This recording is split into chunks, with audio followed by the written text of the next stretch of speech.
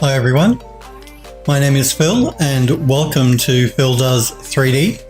I'm a multimedia and 3D artist and I stream live on Twitch on Mondays and Tuesdays at 5 PM Pacific time in the United States, which is 11 AM in Australia or 1 AM if you're in the UK. Remember though, if you miss the live streams, you can always catch up with the premiere event streams on a Friday and Saturday at 2 PM Pacific in the US, which is 8 AM in Australia or 10 PM if you are in the UK.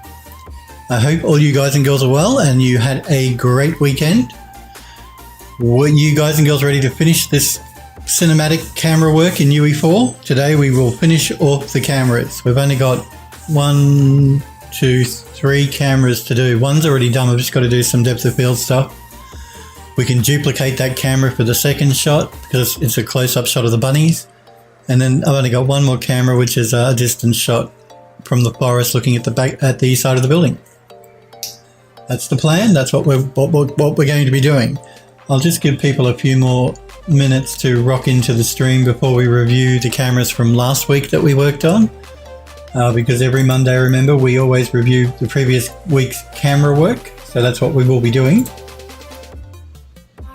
Just checking everything's cool. I'm not muted. The music is playing.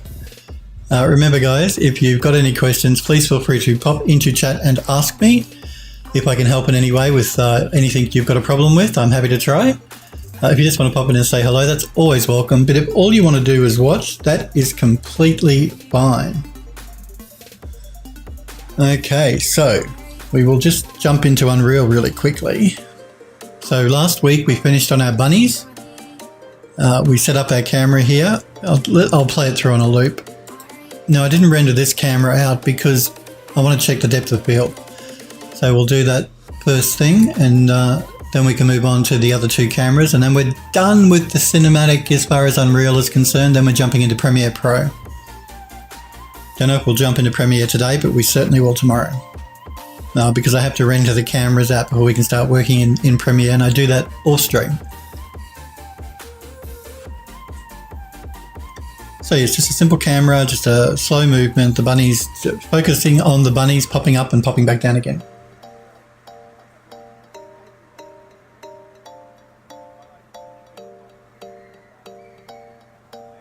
All right. Let us look at the depth of field. So I'm going to select a camera. We're on 18mm, that's good. Let's turn on the focal plane so we can see where our depth of field is. And it's pushed way back. So let's bring it forward and start pushing it back. So 200 to begin with. Too far forward. Let's try 600. No, it's still not enough. Let's try 1000. 1000's not bad, but let's go to 1500. Let's try 2000. Let's turn off our depth of field plane. So basically, our depth of field is sort of sitting around where the bunnies are. So the grass in the foreground is slightly out of focus. The building in the background was also slightly out of focus. So I'm just going to play again on a loop.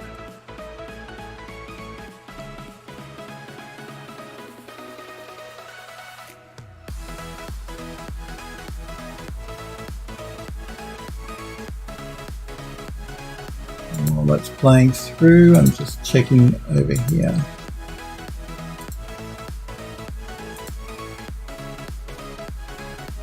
Okay, let's stop that.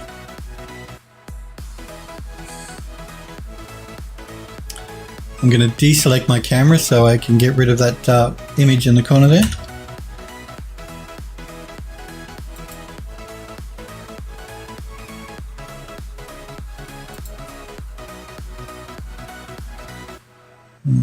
Okay. So let's do a save all here now that we've fixed up our camera.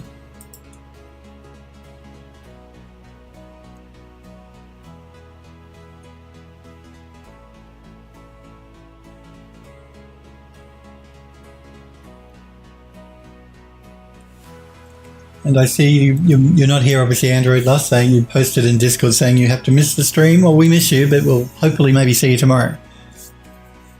Do remember too, guys and girls, if you want to join the Discord server, you can click the blue graphic below my Twitch stream panel, in my panels below my stream. The blue graphic says join the Phil Does 3D Discord. Just remember, only subs can post in Twitch chat, but everybody can post in Discord, and there's a gallery section where you can show off your work. So I'm just catching up with Discord here.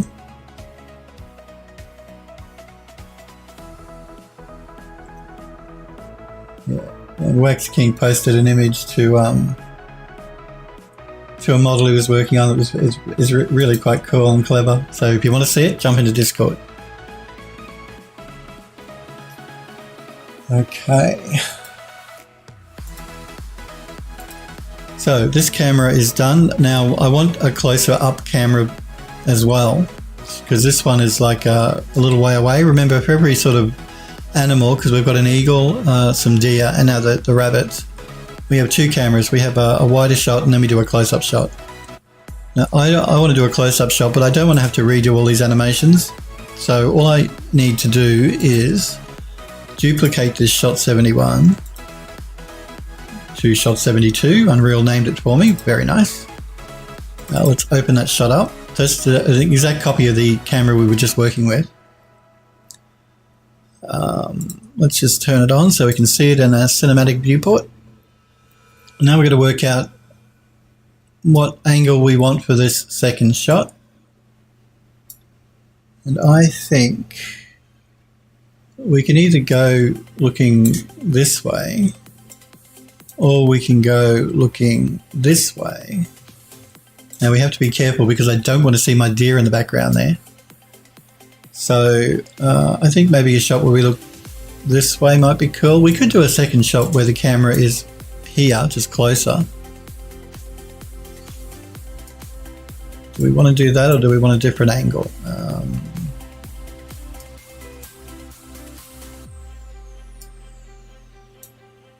I don't know. I really don't know. Twitch was having some problems this morning too, guys. So if you were having problems watching Twitch this morning, they were having problems, but they say they've sorted it out now on Twitch support. So hopefully you guys can see the stream without any problems. We could do a close-up looking the same way, where we have the building in the background. Might be better, instead of us changing the angle. I don't know. I hate making... You guys know I hate making these decisions. I really do.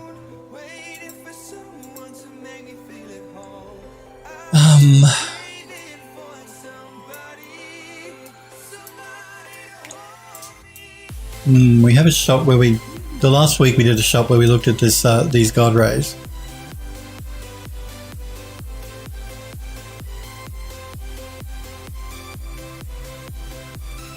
Let's move the camera so we're looking this way for our close up on these bunnies, I think, just for something maybe a little bit different from the previous shot. Might be cool. So let's find our camera.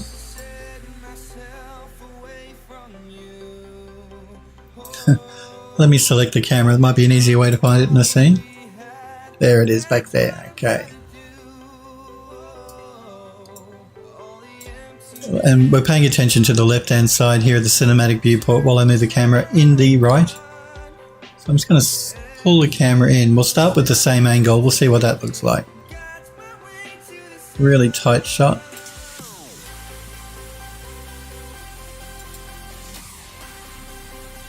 I'm just going to scrub through my timeline. No, okay. I forgot to set a keyframe because I copied the camera, so I'm going to delete the keys from the end here.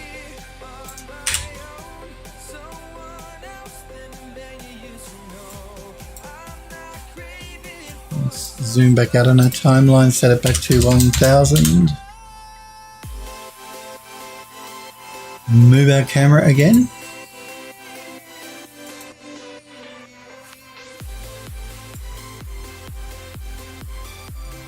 Okay, you see it wants to keep snapping back. Okay, now it's behaving itself. Let's move it up. And let's press S on the keyboard to set a keyframe for the camera. Now the camera won't be moving at all. I just want to check the animation of the bunnies and see what it looks like up close. In fact, I'm just going to play that through on a loop.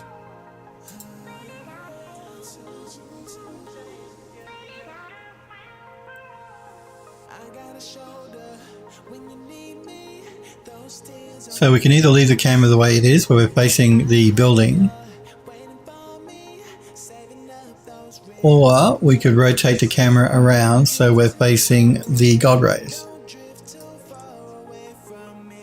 Just trying to work out what might be better. See, the problem is if we move the camera around so we're looking this way, the silhouette of the bunnies isn't quite as nice because we're looking sort of front on to them as opposed to side on. So if I move through the timeline where we can see our bunnies standing up, there we go. That's a nicer looking silhouette than this angle. So it might be better if we keep the bunnies, if we keep the building in the background, so sticking to the same camera angle. So we get that nice looking silhouette of our bunnies as opposed to this angle. Even though I love the God rays, I think this might be better. Again, I'm avoiding placing the bunnies in the middle of the frame, but they're sort of off to the right hand side of it. Just makes the composition a little bit more interesting. And we get to keep some of that long grass in the corner. Whereas if I rotated the camera around so the bunnies are in the middle, we'd lose that, so the composition wouldn't look quite as nice. Okay, so this is our second shot, and I don't even think I need to really do anything. Now, I think I might have forgot to set a keyframe for our depth of field in the last shot too. So we'll jump back into that shot in a second, but let's set the depth of field here. We'll keep it at, actually let's turn the depth of field focal plane on. And let's pull it in. Let's see what it looks like at 1000. Let's try pulling it in a bit more. Let's try it at 800. Let's try it at 600. Okay, let's turn that off so I can have a look. I think that's a bit more interesting, pulling the depth of field in a little bit, because we're much closer to the bunnies now. So as far as our camera goes, I don't think we'll actually move it in this shot at all. I'm just going to keep the camera completely still.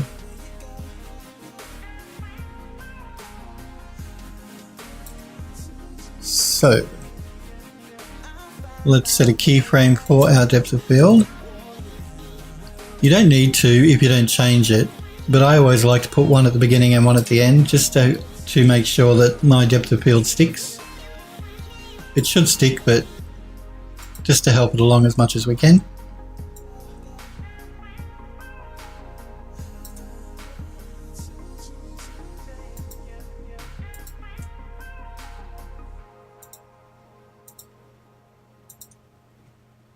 So we have our depth of field done, our second camera done. It's interesting. I wonder what's going on there. Let me just close that and open it up again. There we go. Just a little visual glitch, I think. Again, let's just play it through in a loop a couple of times.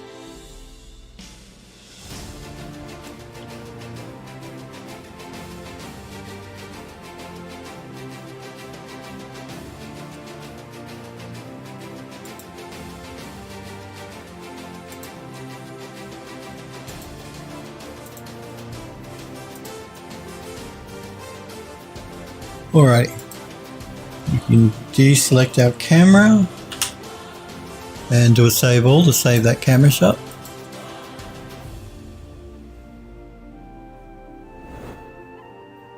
Tamana, thank you for the 16-month subscription. You are absolutely awesome, Tamana, so thank you very much for the sub and for the 16-month sub. You, I think, are one of my longest subscribers, actually. So thank you again, Tamana, for the subscription. I really do appreciate it. All right, so now we need to do one more camera shot. The last camera shot. Can you believe it, guys and girls? Can you believe it? And I want one shot. We have no shots of the building from inside the forest. So I take a shot where we're actually in the forest looking back toward the building. Might be cool. Maybe a shot something like this where we see some trees in the foreground, the building in the background, and the God Rays. So we've got the best of all worlds, because you guys know how much I love the God Rays. So I think what I'm going to do here is I'm going to pull in a camera, a rail actually, pull in a rail first. So I'm going to the cinematic camera rig rail. Let's drag one of them in. Before we do that, let's create an empty shot.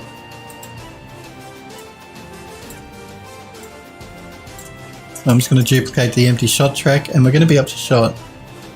Lucky Last 73. Smokeberry Barbecue, Sniper Echo, good to see you guys.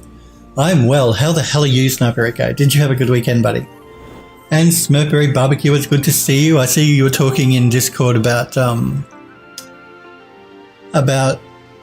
Substance Painter and the fact that the mouse zoom is backwards. I agree, it's really annoying. It is very annoying. Shot 73. Let's duplicate this one. To the lucky last, guys and girls. Shot 73. The final shot in UE4.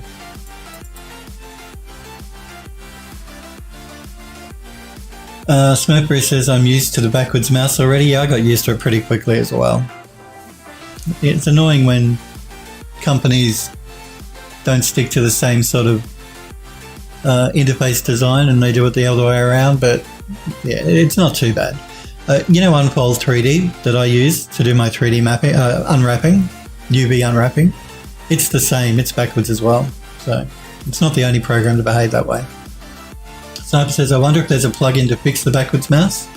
Yeah, I'm surprised they don't put an option in the preferences to do it. Algorithmic should give an option in your preferences to actually allow you to change that. It wouldn't be hard. It's not like they've got to recode the entire program for it. I wouldn't have thought.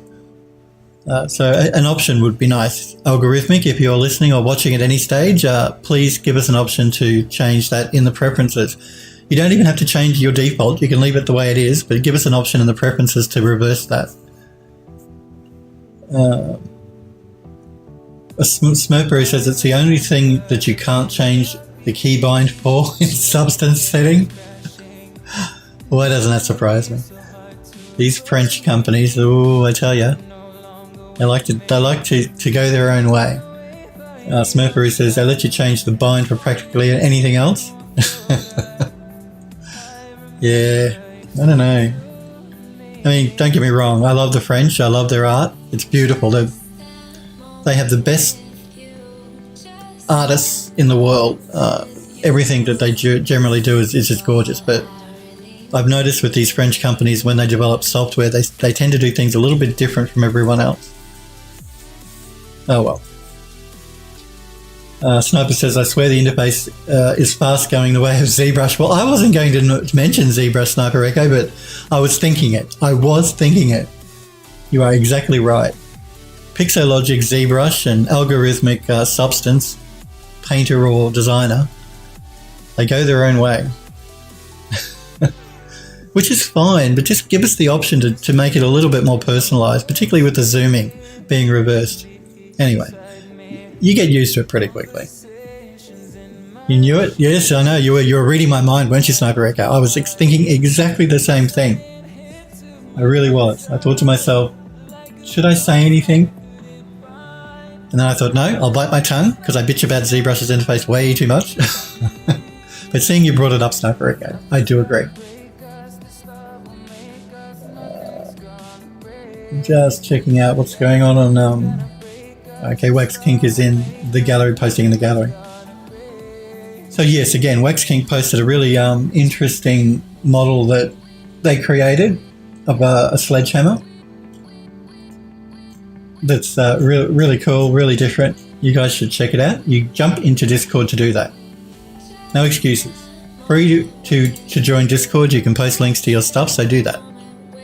A good group of guys and girls. Everybody's very friendly. If you ever have any problem while you're working, you're doing your 3D stuff or whatever, you can always jump on the Discord server if I'm not streaming. And you can ask the guys and girls there because, like I said, they're a talented bunch. They're all very friendly and very helpful, and somebody will help you, I'm sure. And if I see your message, I will help you as well because I'm generally in Discord more than I stream, so because I can have Discord open while I'm working when I'm not streaming. Alrighty. So I think now we've given people a few minutes to pop into the stream. I'm going to review the cameras from last week before we do the final camera. So let's do that. Let's look at last week's cameras. Where did we get up to? Shot 67, or is that too far back? Let's find out. No, we saw this one. So it's not that one. Shot 68, is it this one? Yes, shot 68 I think is one of the new ones. Or did we look at this last week too? No, this is one of the new ones. So this is shot 68 where we're panning up to look at the painting above the door.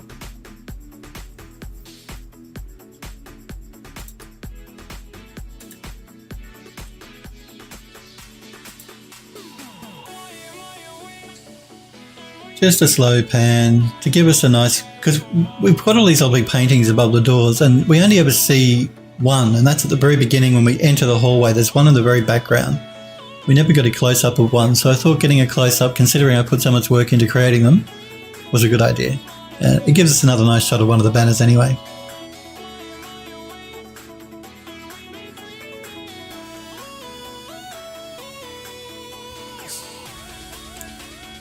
Alright, so shot done. And we're sort of looking towards the door because we're going to be heading out the door. So that was shot 68. Let's go to shot 69. And this is where we actually leave the building.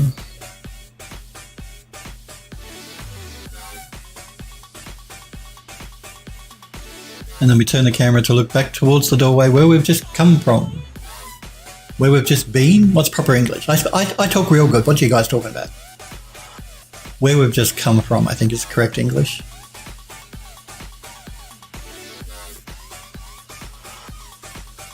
I always used to get a slap on the wrist from my parents if I used to say, can I have this or can I have that? It's not can you, it's may you. May I have this? My mother, particularly being British, used to get really annoyed. So yes, this is a shot where we're in the building, we go through the doors. Now there's just a couple of things with this shot that are bothering me a little bit. And it's to do with the rail, I think, and it's toward the beginning of the shot. Now I'm just trying to decide whether it's worthwhile saving out this shot for that, or if I should just cut the shot like here, start it here and keep going. Buttery smooth. Well, if you guys don't notice anything, then I might not say anything.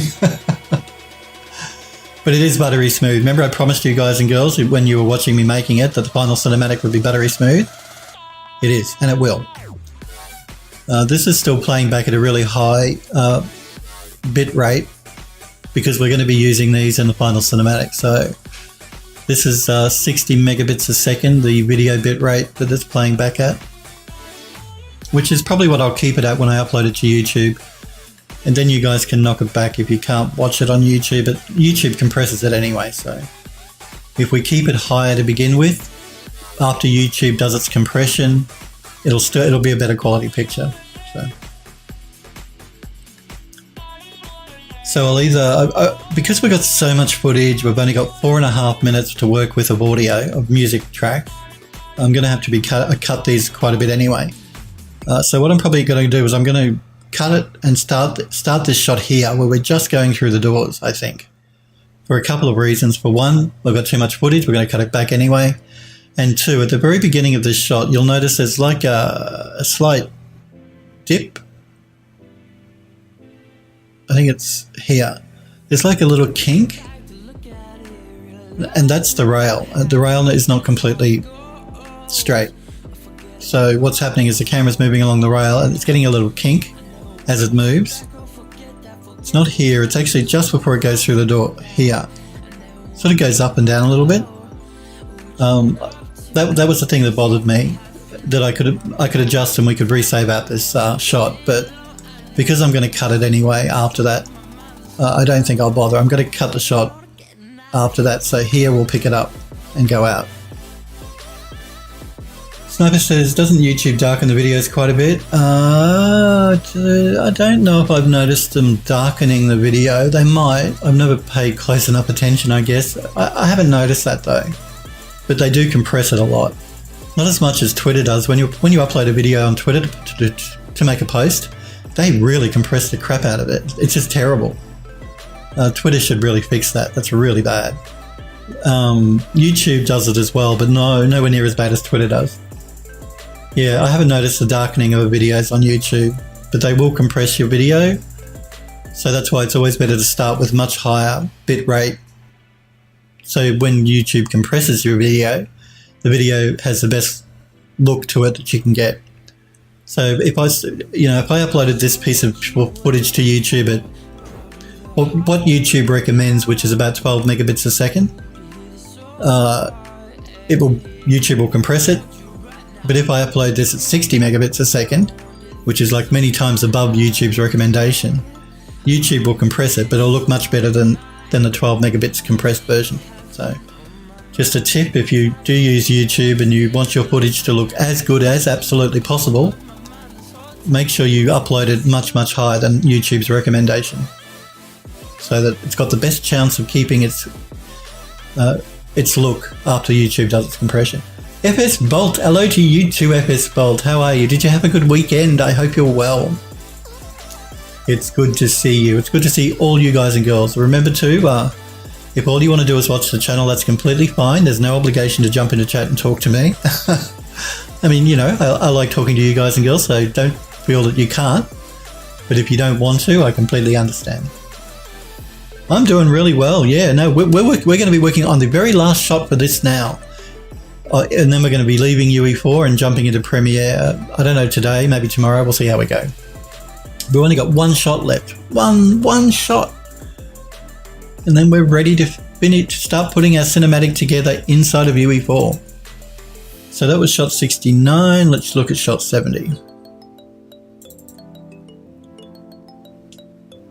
There you go. Thank you, Sniper Echo, for popping that link for joining the Phil Does 3D Discord server. Just click the link. Sniper's just popped into chat. I love these emotes. And that's a very cute one, FS Well. This is a shot where we're just looking back toward the building and then we're panning around to look at our God rays. Do remember, like I said to you guys last week, now I pushed the God rays up. Generally, for realism, they wouldn't be quite that strong. But we're going for hyper-realism here because we can. And I like God rays, so I've made them a bit stronger than you probably would normally if you were going for complete realism. Yes, that is Windows 10 dark theme Sniper Echo. Yes, it is. I love it. Love the dark theme in Windows 10. Finally, File Explorer is dark. Like I was saying to you guys, I love the dark theme everywhere. My website is blacks and greys. I just like dark. Twitter, I've turned on dark mode. Love dark mode.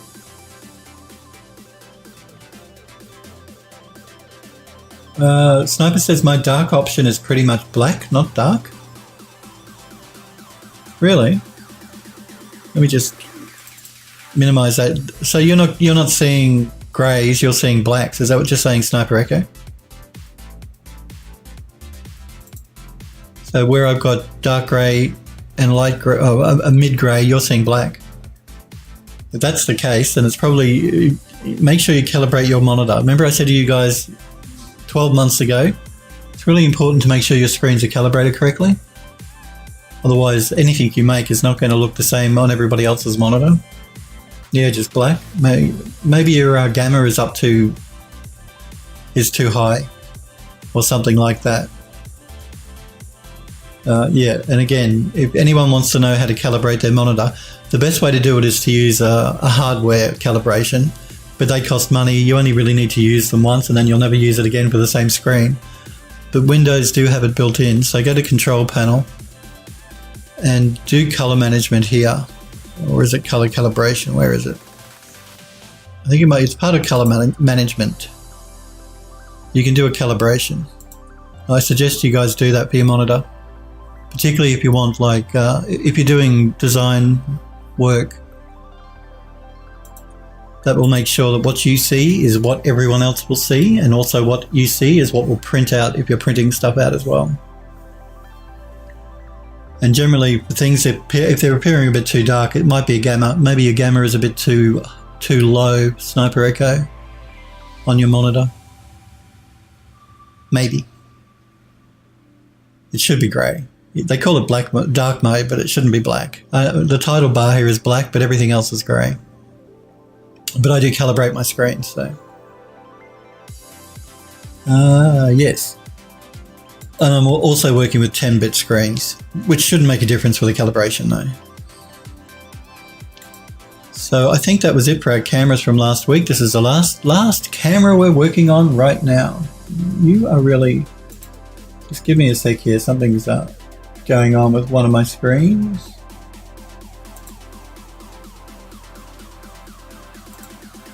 You guys update your if you use Chrome, of course. Chrome updated a couple of days ago to version 70, so I had to do that, and I think that might be what's causing a problem with this browser source over here. So yes, a camera looking this way. Wax Kink, how's it going? It's going really well, my good sir. How's things with you? It's good to see you, Wax Kink. We were just talking about the picture that you posted on Discord. I was telling the guys and girls to jump into Discord and check it out. It's really cool, that sledgehammer. Incredibly cool. Yeah, it looks great. And I love the design of it too, using the phones. So yes, guys and girls, jump on Discord, check it out. It's in the gallery section. You're pretty alright? Well, that's good to hear. It's always good when you guys are good. I know not everybody can be 100% great all the time. That's understandable, but good is good. So we are doing our last camera for UE4 for our cinematic. The last camera, can you believe it? After all this time. Then we're going to jump into Premiere Pro and start putting it together. So we're not finished yet. But we won't be doing any more work in Unreal until probably next year, if I decide to turn this level into a game. Which could be a cool project for you guys and girls to watch. Seeing how I optimize the assets. Maybe we could do some scripted events as part of the game. I don't know. Something to think about. And I can put a kitchen and bathroom in. Mm-hmm. So that's something for you guys and girls to look forward to, because I know how much you want a kitchen and bathroom. Wax King says, I wished I would have had time to make the textures better, but it was just a fun build. Well, I think it looks great. I think the texturing looks fine, Wax King, and I love the design idea. I think the design idea of using the phones is inspired. Absolutely inspired. So yes, guys, jump in Discord and check that out. Got to give you guys a reason to jump on Discord, and so I won't show it on stream. You jump into Discord and check it out, because it's worth checking out. Alrighty, so we have our blank shot. We have our final spot where we want to put our final camera. Let's throw in a rail. Let's rotate it around because I want it going in the other direction.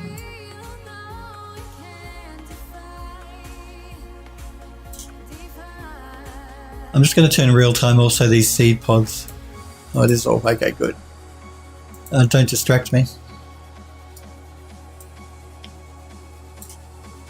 Alright, so I think for this shot,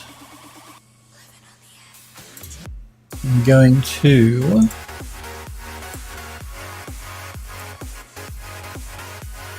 think what we're going to do is we're going to start the camera looking around about here. So we've got some nice God rays. I'm going to bring the camera over and pull the camera up so we finish our shot looking side on to the building. I think that would make a cool looking shot. We've got all these seed pods floating in the air, so that would be cool as well. Wax King says, I can't take too much credit for the main design. It was some random image my friend found on the internet and challenged me to build it in an afternoon. Well, whoever the designer of that was, kudos to you, because it's a great design. But that doesn't detract from your modeling skills or anything like that. It's still a great image and a great model, Wax King. So even though you didn't design it, the modeling work is great and the texturing is great as well. But I will do a kudos to whoever actually came up with that idea, because I think it's inspired. It really is.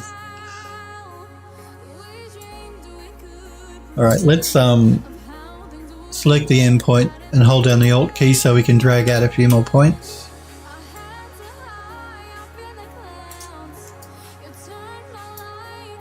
Even though we probably don't need this many, I always like to drag out 2 or 3. Just in case I want to move the camera a little bit more than I think I will at the beginning, so I'll drag out 3.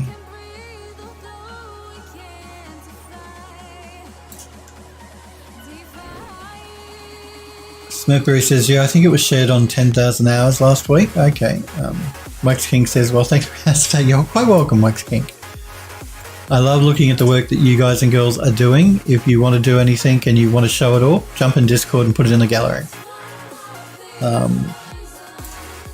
I often show stuff on stream that you guys are working on because like I said, that's why I'm on Twitch, is to encourage you guys to do 3D, and girls to do 3D, and to look at the stuff you're making. Because anything 3D, I love. All right, let's add a camera here so we can start adjusting our rail a little bit. So this is rail 26. Let's pull in a cinematic camera.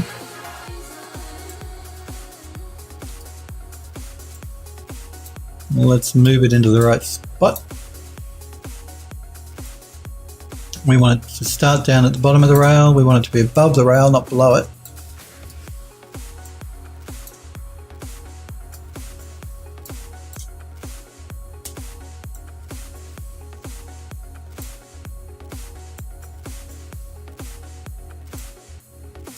Making sure my music is playing. It is playing. Like I said, you guys probably are thankful when I forget to turn it on, aren't you? I won't be playing music while we're working in Premiere Pro, simply because we need to hear the audio that's happening while we're putting our cinematic together. So you'll get a break from my music for the next few weeks while we work in Premiere Pro anyway.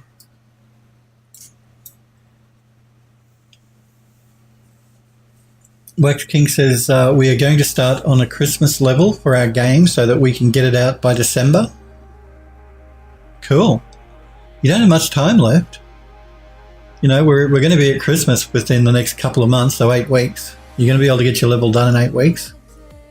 I mean, I think it's a great idea, but don't cut yourself too short for time. 8 weeks is, I don't know the extent of the level you want to make, but yeah.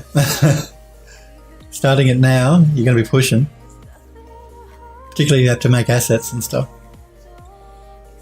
Eversbold says, do you use ZBrush for hard surface modeling or mainly just Max? Mainly Max. I won't say I never use ZBrush FS-Bolt for hard surface stuff, because it's great for hard surface, and I have used it. But generally I just use Max. I like to try and avoid using ZBrush as much as I can, because you guys and girls know how much I hate the interface. Not that the program is bad, but the interface is terrible. So I will and have used it for hard surface, but generally I try and just stick to Max. Where and when I can. You're going to see me jump into ZBrush, shock horror, when we start doing the photogrammetry stuff soon, because I use the ZBrush to do some cleanup. You don't have to use ZBrush to do cleanup of photogrammetry. You can use your 3D program, but I like to have a bit more control, so I like to paint my smoothing in, as opposed to just adding like a smoothing modifier inside of your 3D program. but you certainly can do it that way. It's Wax King says, yeah, it's really cartoony graphics, so it won't be too bad. Okay, no problem. Cartoony graphics looks cool. It can look really cool as well.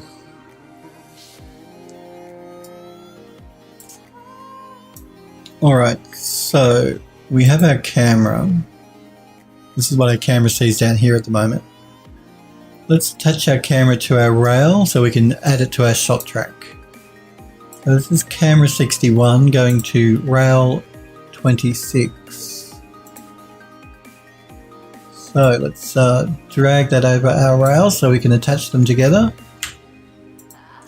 And then let's add them to our shot track. I look forward to seeing it though, Wax King. Let us know when you've done this level for your Christmas thing, so we can check it out. Or we can at least have a look at it. Like I said, I love looking at the stuff you guys and girls are making. So if you make anything, please share it with us if you want. I mean, if you don't feel comfortable doing that, fine, don't. But if you do want to share anything, feel free. Jump into chat, let me know. Don't post links in chat though, unless you're a sub. But jump on Discord and post your images there and we can look at it on stream as well. FS Bolt says, yeah, the interface seems pretty wild. Wild is one word for it, FS Bolt. I would say terrible. That's how I'd probably describe the interface in ZBrush. The program, look, and again, I distinguish between a terrible interface and a great program. It's a great program with a terrible interface. That's all. Not that I love the program. I hate the interface. Just want to make that clear. And I do use ZBrush, but I try and avoid it. Wax King says, for sure, I'll make a trailer for it or something once we get all the levels done. Yeah, do that. That sounds like an excellent idea. And we'd all love to look at it. So do make a trailer. Trailers are really good for promotion of anything you guys are working on. Like, as you know, any AAA game, they always release a trailer for it, cinematic or an in-game trailer. So it's always a good idea. Good promotion. Okay, so we can see what our camera's looking at here on the left, and it's not looking at much at the moment. So let's move our rail so we can get it into a position that we like. Just going to sort of zoom up here in God's eye view and get a bit more room. I think I'll start by pulling the rail up a little bit.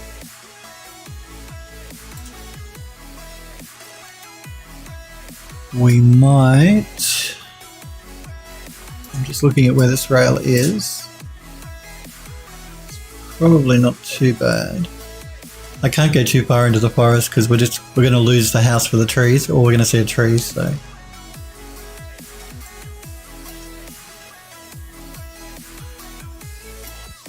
I think we need to rotate the camera around a little bit more.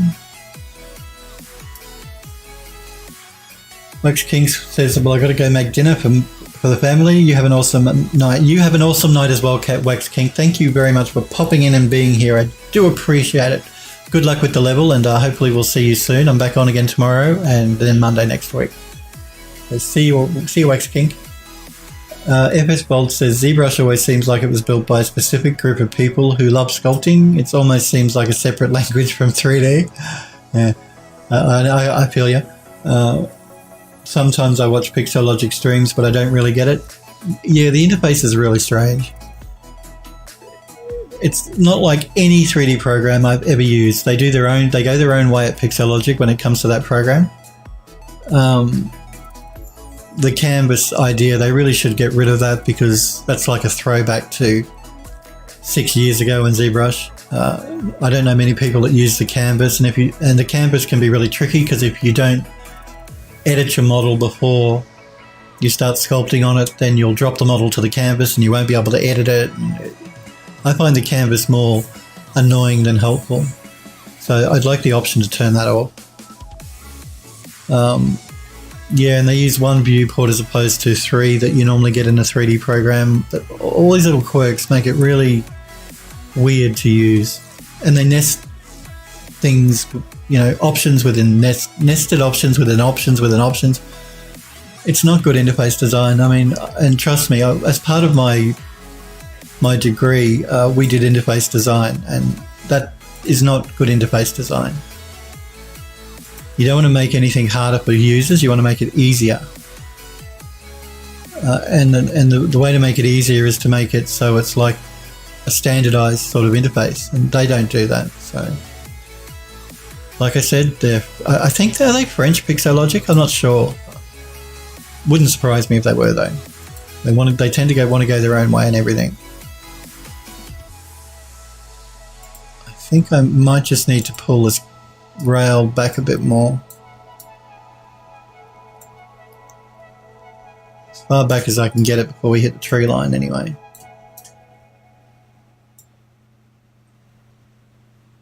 I really probably want to avoid getting any leaves in shot. Not that there's anything wrong with that, but I don't want leaves in shot for this anyway.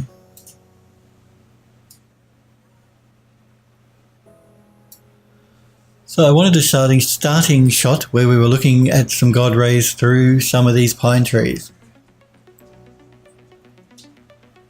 But you'll see me work in ZBrush soon with doing the cleanup work for photogrammetry. I'm not going to be doing any sculpting. I'm not going to be doing any modeling in ZBrush. I'm just going to be using it to smooth the mesh, because when you do photogrammetry, it has a tendency to put a lot of noise in the mesh, so the mesh looks very bumpy. So I use ZBrush to smooth that out. But again, like I said, you don't have to. You can do it all in your 3D program. Like if I was working in Max, I could throw a smooth modifier on my photogrammetry mesh, and that will smooth it out as well. But I don't have control over that. It smooths everything.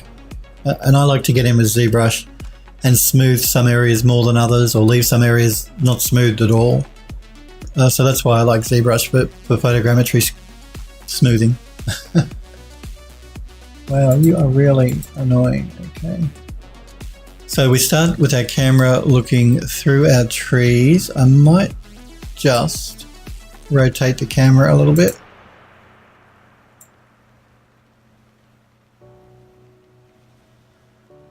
That's it. I want more of the tree, less of the background. Let us change our camera to an 18mm, because I like that letterbox look. And set a keyframe for the transform where the camera is at the moment. Remember, that's just S on the keyboard.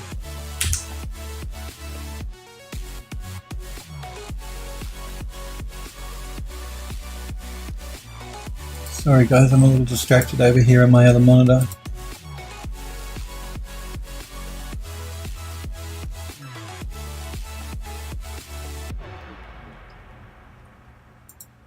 Do as you're told. There we go. So we'll start our camera here, and let's set a keyframe for the rail as well. We're at 0 position. Let's move to the end of the timeline and change our rail to 1. So it's the camera moved to the end of the rail. And set a keyframe for 1 there.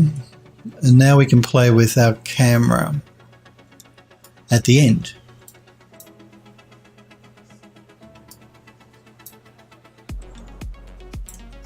I don't know that I really like all this grass here in the foreground.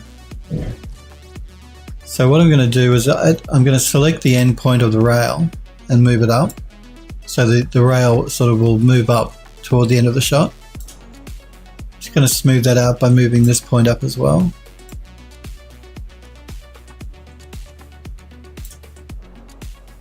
Smurfberry says, I wish Pixologic had more object sculptors lined up for their streams, not just character art. Yeah.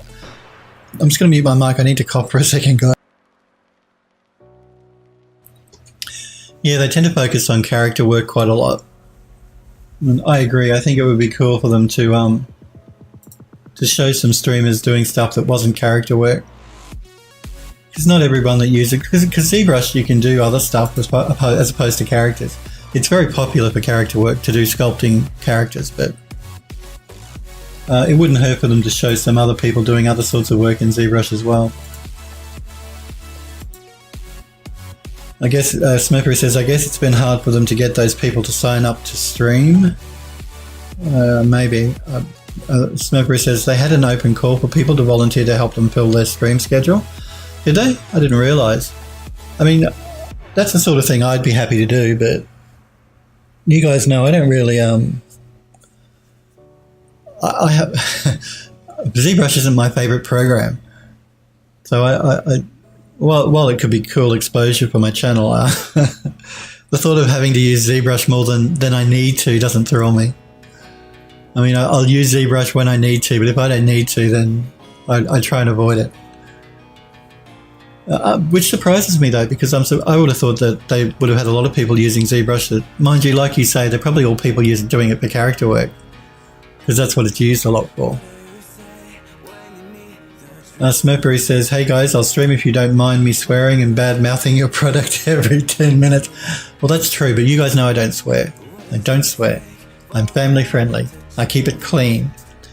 But I certainly badmouth their product quite a bit. Well, that's not true. Look, I tell you guys the truth. The program is good. I do like the program. It's the best at what it does. They just need to fix the interface. It can't be that hard, guys. I mean, come on, Pixologic. Even if you want to keep the current interface, give us the option to change it, at least. I don't know. I don't know why they won't. I sometimes think with a lot of designers, they get look, I'm not accusing Pixologic of this, but I saw it a lot I've seen it a lot with interface designers. They think that what they've created is the best way to use whatever they're, whether it's a website or a piece of software. The way that they've designed it is the best way, and they won't take criticism that it might not be from people, which is silly. Not that I'm saying Pixologic think that way. I don't know how they think, but they haven't changed it in years. I don't think they've got any intentions of changing it. And I'm not the only one that bitches about their interface. Many, many people do. Smurfberry says, "I don't know, there's so much to pack in there that it would probably take a major effort to untangle and refactor the interface." Well, this is very true. I mean, I'm not... I'm talking as if it's a simple thing to change an interface. It's not. You've only got to look at Macs and how slowly it's taken Autodesk to change things in Macs to see that it's not a trivial job. It's a big job. But I don't even see them trying. I don't get any impression that Pixologic even want to change their interface. I think they're quite happy with it the way it is. More power to them if that's the case, but they'd pick up more users if they changed it. I believe they would anyway, judging by the number of people I speak to that really don't like it. So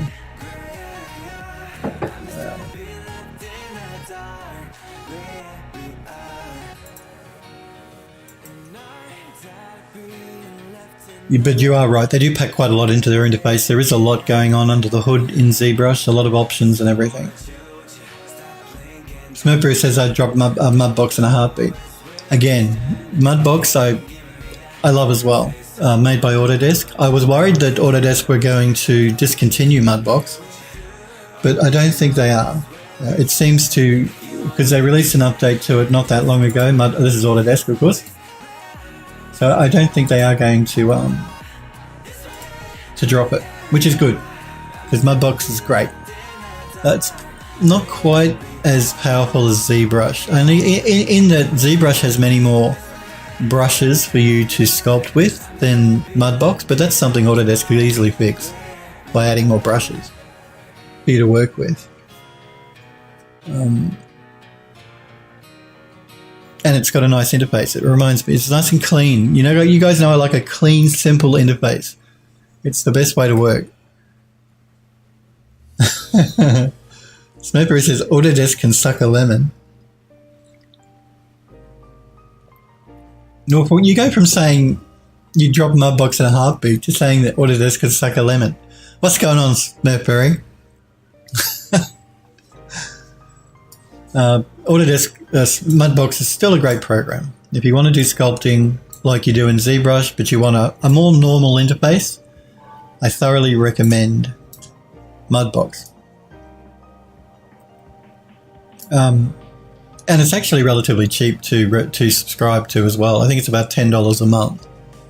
I think. Don't quote me. I haven't looked for a while. But I remember it was quite cheap if you wanted to subscribe to it, to use it. It's a good program, so $10 a month is not outrageous. If it's still that. Poor Autodesk. What did Autodesk ever do to you, Smurfberry? Telling them you want them to suck a lemon. Smurfberry says, while you're correct that they didn't discontinue Mudbox, they did abandon development on it for like 2 years. They did, but they did update it, not that, about the beginning of this year, I think they did an update to it. But you're right, they did abandon it for a while, which is why I was saying to you guys last year I had a feeling that they were going to drop it because they haven't updated it for so long. But they did not end up dropping it. They kept it and updated it beginning of the year. Hopefully they'll keep updating it. You never know with Autodesk. You just never know. They make some strange decisions sometimes, that company. Now I'm going to select all of my points.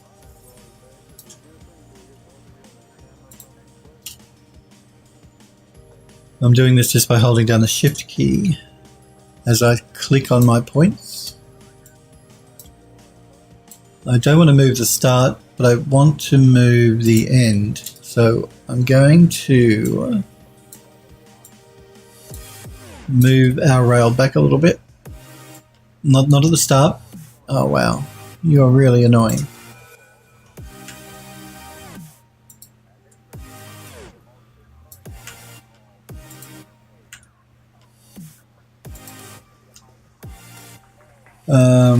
April Smurfberry says he thinks they did an update.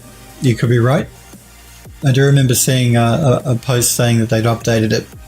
I couldn't remember exactly when it was. Smurfberry says, and the new dynamic tessellation, which is very cool, feature is not compatible with extracting a vector displacement map. Well, that's surprising. But dynamic tessellation is very cool in Mudbox. ZBrush have something similar as well, I think, now. But yeah, no, dynamic tessellation's cool. But I wasn't aware it wouldn't work with a vector displacement map. Smurfberry says, so the new feature isn't compatible with a workflow that you want to use. Yeah, again, I wasn't familiar. I wasn't aware it wasn't compatible with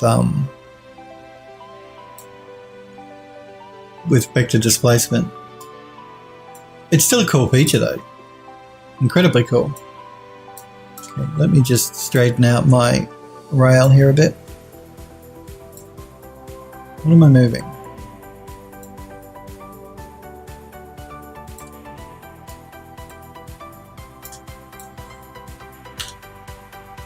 I'm moving the wrong thing. Let me straighten my rail out. Let's try that again. Take 2.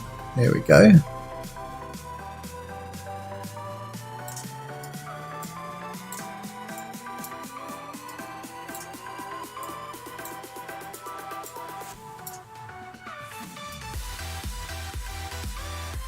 Using displacement maps is a really cool way to get some detail in a mesh that you don't have to model by hand as well. Again, I'm not sure how Smurfberry is using it, but displacement maps in general are really, really useful, really helpful.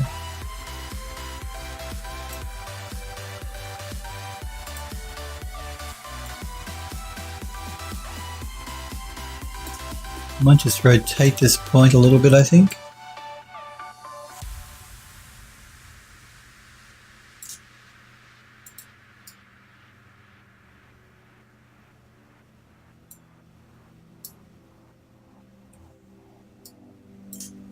And we might move these points back a little bit more, just a couple of them. Again, just hold down the control key to multi-select points.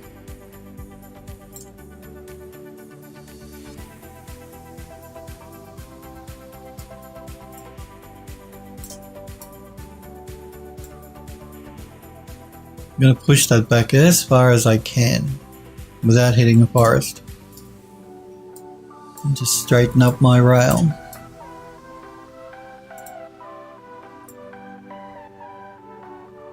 Again, just deselect that, reselect it. No, I don't want the foliage, I want the rail. There we go. Let's rotate it.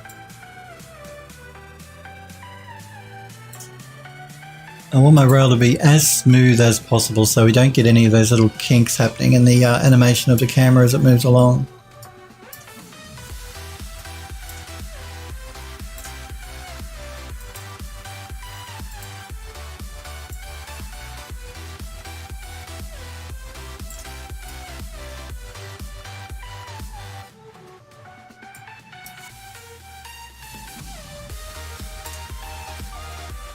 I might just move this endpoint back a little bit as well.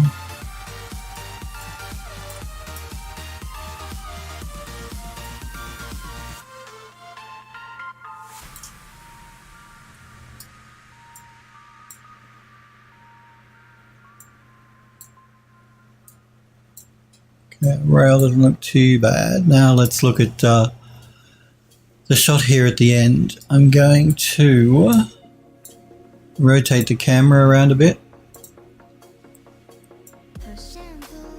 because we want to be looking at the building. Let's rotate the camera down a little bit.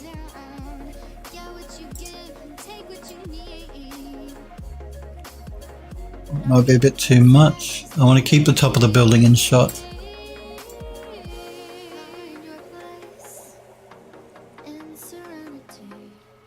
Make sure my shot is straight.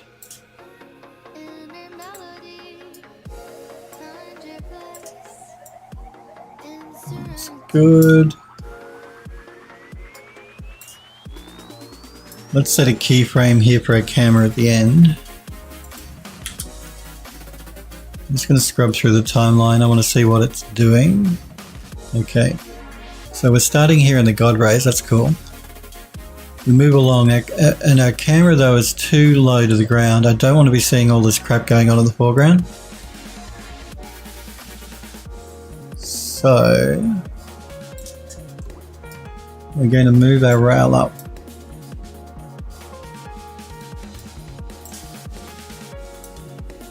I don't want to move it up. I can either move the entire rail up. Let's do that. Let's see what that looks like. So if I pull up on the rail,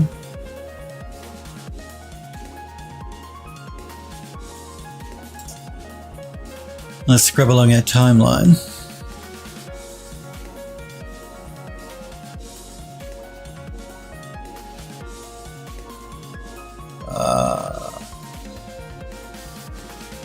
Again, I don't really want to see these tree leaves here. So I'm going to pull the rail back down again to get rid of those tree leaves. I'm going to scrub along in my timeline to look at the end here. That's fine. Because I like seeing some of this greenery at the bottom of the frame. But when we're moving our rail through the middle of the shot, I don't want to be going through all of this stuff. So I'm going to have to move the rail up, I think, and angle the camera around maybe, because we're still getting these tree leaves up here in the top.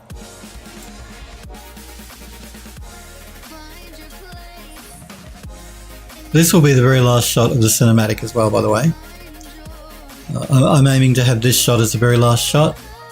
Remember, the first shot is the gates at the beginning. This will be the last shot. So we want to make sure we get it correct.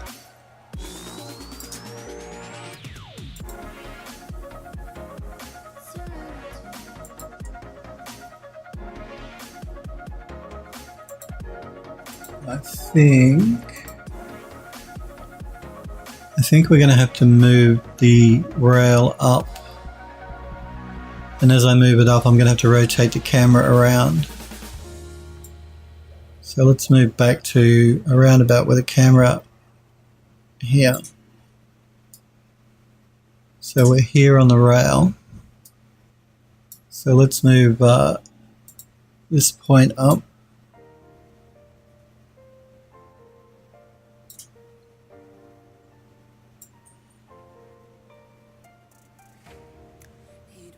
Okay, I'll worry about the tree leaves at the top later, but I'm more worried about the height of the rail just at the moment.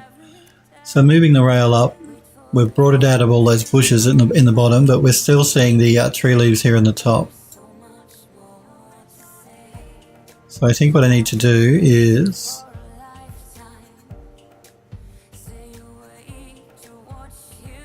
when we're about here,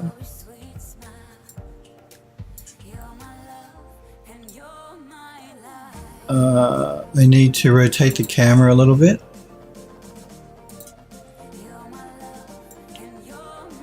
So it's looking down a little bit more.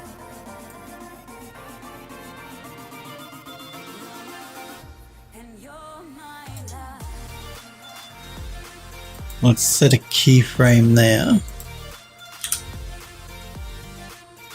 Scrub back through our timeline. So we start looking up at the God rays through the trees. The camera moves along and it pans down a little bit. Still getting some tree leaves.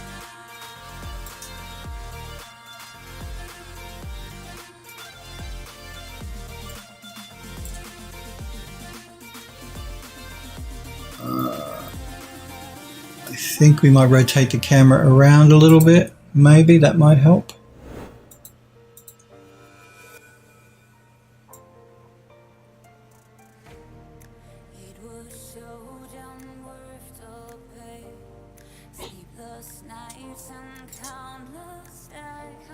Let's set a keyframe here.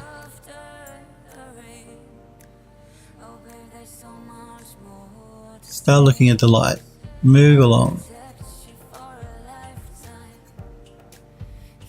Oh, just got an ever so slight glimpse of them in the corner. Just here. Just don't want to see these tree leaves at all. The reason I don't want to see them is they're distracting in the shot, and they're out of focus, so they're even more distracting. If they're in focus, it might be different, but I want to keep focus on the background building. So I really need to make sure I don't see these leaves in shot. Let's try moving the rail down just a little bit.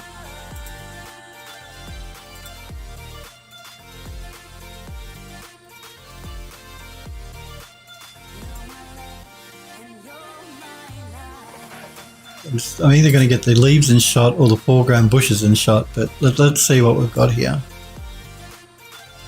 So we start looking at the God rays through the trees, the camera moves along, the camera starts to rotate toward the building. Yeah, we're going through the leaves here. This is the problem. Okay. Let's try lifting it up here. It just needs to be lifted up just a little bit.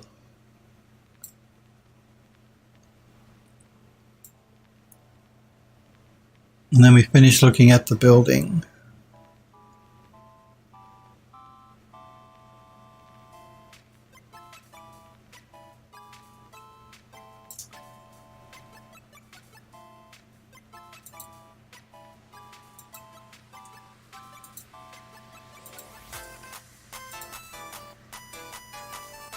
Time for a coffee.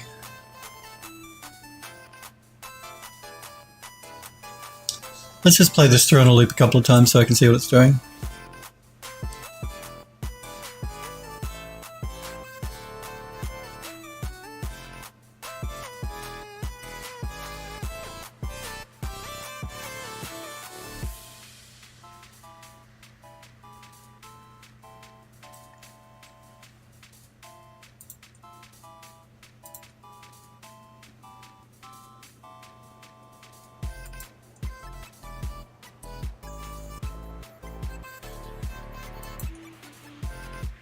Okay, so start at the trees, the camera moves along the rail, moves down a little bit, we pan across, and as we come to the building, the camera looks up a little bit, and the rail moves up a little bit.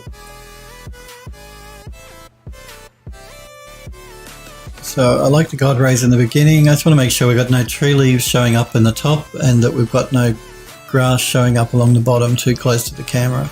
That's okay. We get to see lots of those seed pods, which I just went absolutely nuts with when I put the particle system in. Probably could have done with a few less of those seed pods in my particle system, but hey. Like I said, it's my world, I'll do what I want.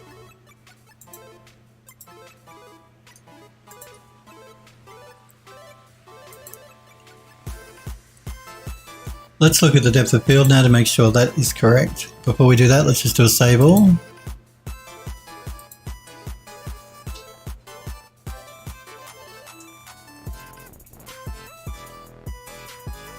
Move to the beginning of our timeline.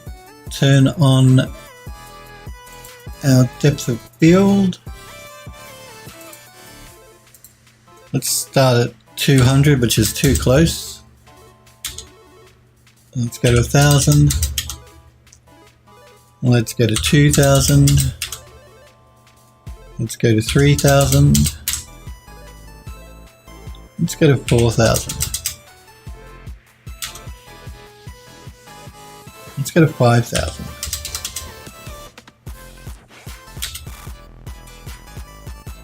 And just turn off that focal plane so we can see our depth of field. So 5,000 brings everything in the foreground, including the building, into focus, but the very background just out of focus. So let's set a keyframe here at 5,000. And let's move through our timeline.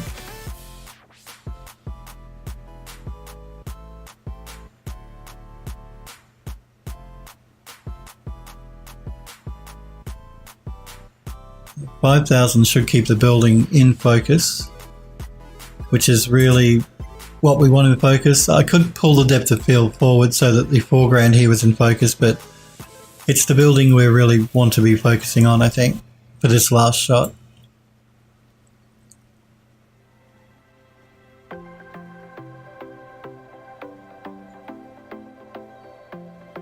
So I'm just going to turn that focal plane on again so I can see where it is. We could push it further back. I don't know if we actually need to though.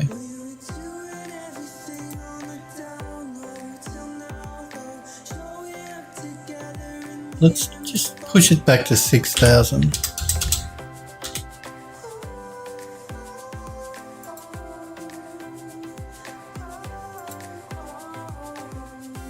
Let's try 7,000.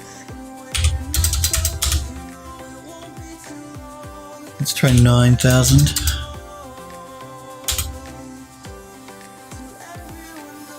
Let me turn off that focal plane so I can see it a little bit more easily. 9,000 is not too bad.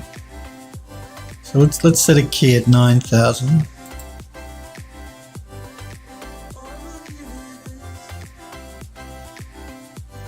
Just going to scrub back through the timeline now.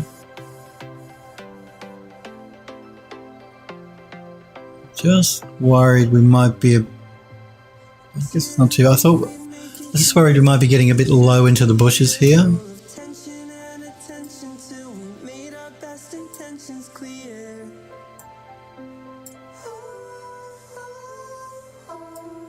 We could certainly lift the rail up a little bit, but it's only the tops of a couple in the foreground here, so it's probably okay. Like I'm looking at this sort of branchy piece here.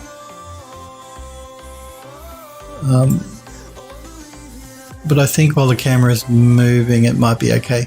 See, what I'm going to do is I'm just going to step through by using the arrow keys. So I'm just going to go frame by frame just to double check this.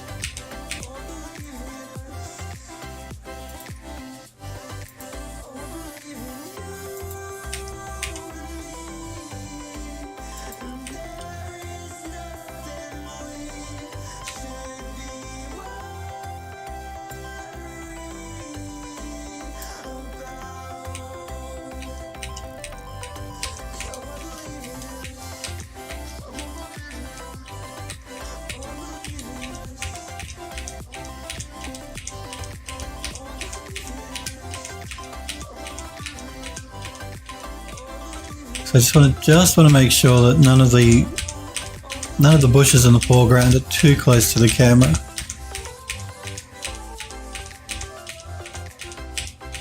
So, because if I don't step through it and I just grab the timeline and slide it along, it could actually there could be a problem that I don't see because I move past it too quickly. So just stepping through lets me get a better look. And it allows me to have a copy while I'm doing it.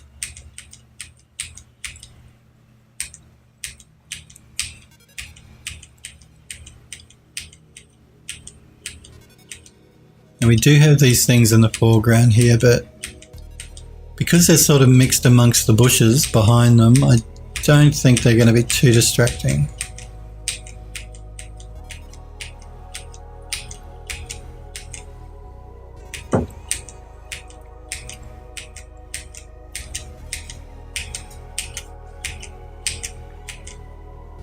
Because yeah, it's sort of these pieces here is what I was worried about. There's one there, one there, one there, and a couple here in the corner. But because it's mixed in with the background bushes here, I don't think it's going to be too distracting or too noticeable.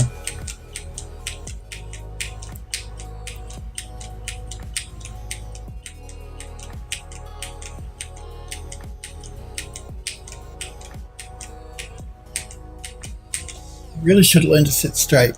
Bad posture, not good. I tend to slide off to the side.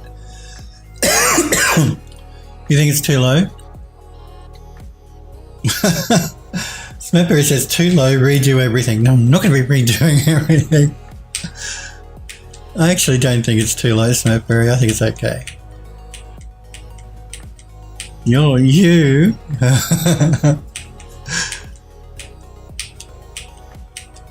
Smoothberry says, just messing with you. I know you're messing with me, Smoothberry. I know what you're like, Smoothberry Barbecue. You're as bad as Sniper Echo. No one's as bad as that Lake Mock, though. I hope he's doing well at the contract stuff he's doing for the studio at the moment.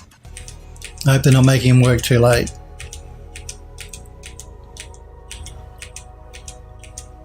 Yes, so I think we're probably going to be good. I don't think that foreground is a problem.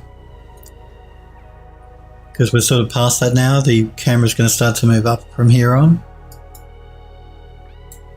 Let's play it through in a loop.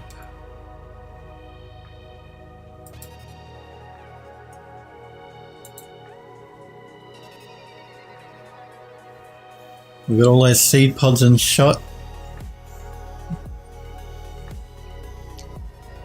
And we have our shot of the building from within the forest. The last shot for the cinematic. And this will be the last shot that when we put the cinematic together, that the audience will see, or the viewer will see.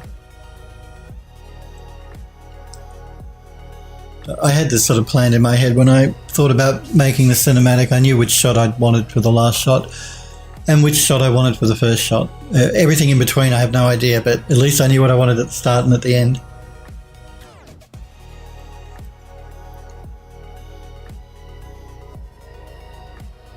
I think that'll be fine. Our depth of field done. Our final camera shot done, boys and girls.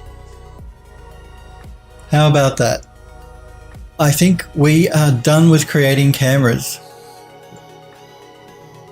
Let's stop this and let's do a save all so we don't lose what we've done. All the cameras done, finally. Yeah, that's right. All done. Finally done. We have to render them out before I can use them though. So normally I don't do that on stream, but I think I will today because we've got 40 minutes left and I don't have anything more to do in Unreal as far as cameras work goes. So we might as well start saving them out on stream live because I can and why not? Just let me jump into that folder where I'm putting everything because I closed it down, silly me. So we need to save out shots 71, 72 and 73. I think that was the last shot, wasn't it? 73? Yes, shot 73. So let's start by loading up shot 71.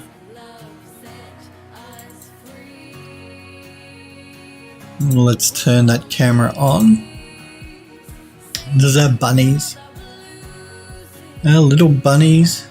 Actually, I remember we didn't set a depth of field. I don't think I saved the depth of field for this camera, so... manual focal... No, I didn't. I didn't set a keyframe. I'm not going to be changing it. I'm just going to turn it on to see where it is. Yeah, I'm not going to be changing it. But I do want to set a keyframe at the beginning and a keyframe at the end. Like I said, you don't have to if you're not going to change it, but I always like to, just to help the program out. Just going to do a save all before we start saving our cameras. Alrighty. So, camera 71. It gives you guys an opportunity to see, you know, what I do when I save them out anyway, because I normally do it off stream. Let's start by setting the path to the right folder. Shot 71. And I do it off stream because it's you're going to see, I'm going to be sitting here, I'm not going to be doing anything, it's going to start saving stuff out. We're at 100% quality, 4K, it's what it's saving out as, PNG sequence. I'm giving it a warm-up of 2,000 frames and a delay of about 10 or 15 seconds before it will start moving the camera or even looking at the camera. I do that to give the engine time for the wind to pick up in the environment, for the particle systems to spawn, all that sort of stuff. Because if you don't, then if you start animating immediately, chances are the wind won't have picked up, so nothing will be moving. The particle system won't have had time to generate particles, so you won't see those. So always good to set a warm-up count and a delay. So I think that's good. Let's start capturing the movie. And you can see it up here. Now that's the shot from the player start position. I've got a player start placed in the level, even though we're not going to be using it. And that's where that is along the path. That's what we're looking at. And we're going to see this until the warm-up count counts down before it starts looking through the camera and saving out the images. Okay.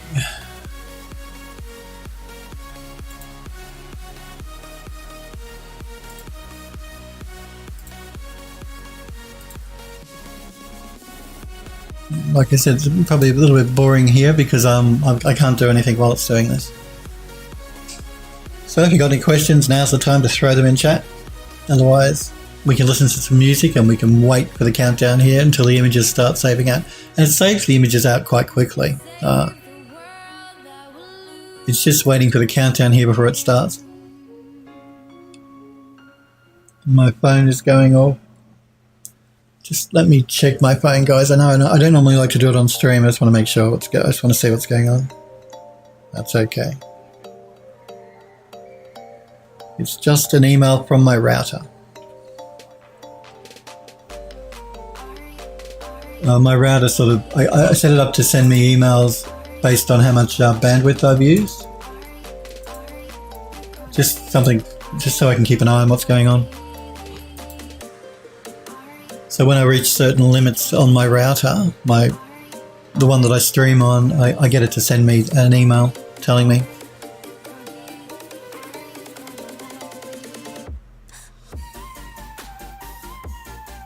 It will start it soon, I promise. It's doing its countdown now. You can I don't know if you can notice it on stream, but there are things moving in the background, like you can see particles move, and that's during the countdown. Smokeberry says, unrelated, but Phil, have you ever physically unwrapped a cylinder into a flat plane? Physically done it? No. Why would I why would I ever want to do that, Smokeberry? Why would I want to physically unwrap a cylinder into a plane? I've done it in 3D, but not in real world, not in real life.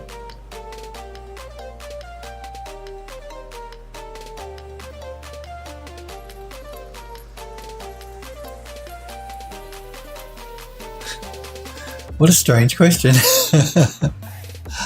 I'm assuming that's what you mean. So no. Yes, in 3D. No in real world. Real life, no. Easy enough to do in 3D though.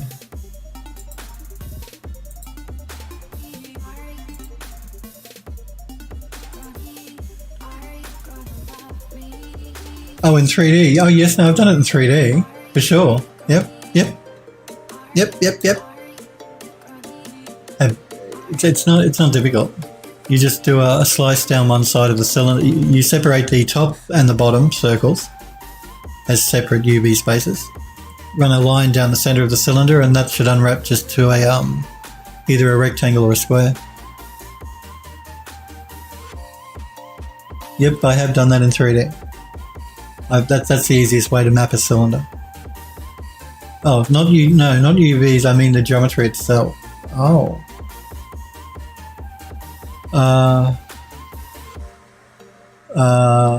What I'd probably do if you wanted to animate a cylinder unwrapping in 3D space, in Max, I'm assuming in Maya it will be the same. Start with a plane and do use a bend modifier to roll it up.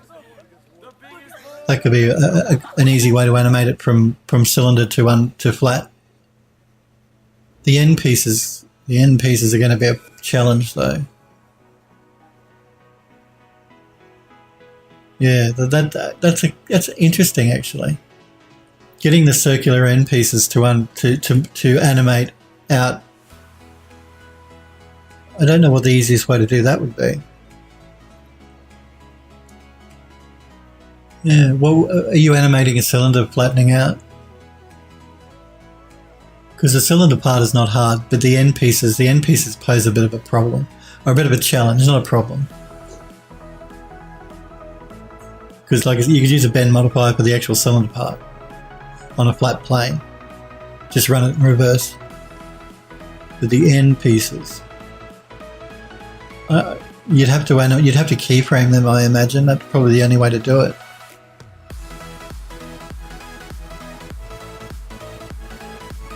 Yeah. Interesting question. More difficult than it seems. If you're talking about doing it in 3D space as opposed to not unwrapping it, but actually physically animating it.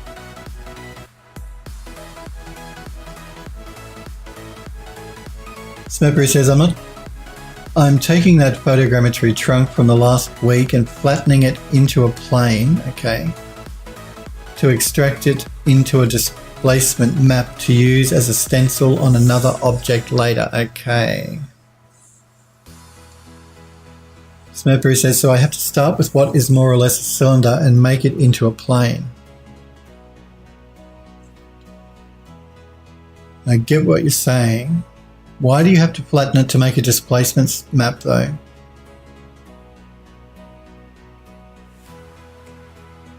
You want to use it, you want to make a displacement stamp. You can normally, when I work with displacement, I work with the color texture. I use a grayscale version of the color texture for a displacement map. I'm not familiar with what you're wanting to do, how you're wanting to make your displacement stamp, as you call it. But yeah, okay. So you want to make a displacement map so that you can use it on another object. Okay. I'd still do it through the texture, as opposed to trying to flatten out the mesh. I would re-UV the texture map from that trunk. So say your texture map is like texture islands, which maybe 3 of them, as an example. I would re-UV map that into a second channel, so it's a flat square, and then I would render that texture out and turn that into a displacement map that I could use as a stamp on another 3D object. Smurpery says, I've already done it in Maya and Max, but there are some artifacts, so I was wondering if you had any insight, but it sounds like your deformer idea is the same as mine.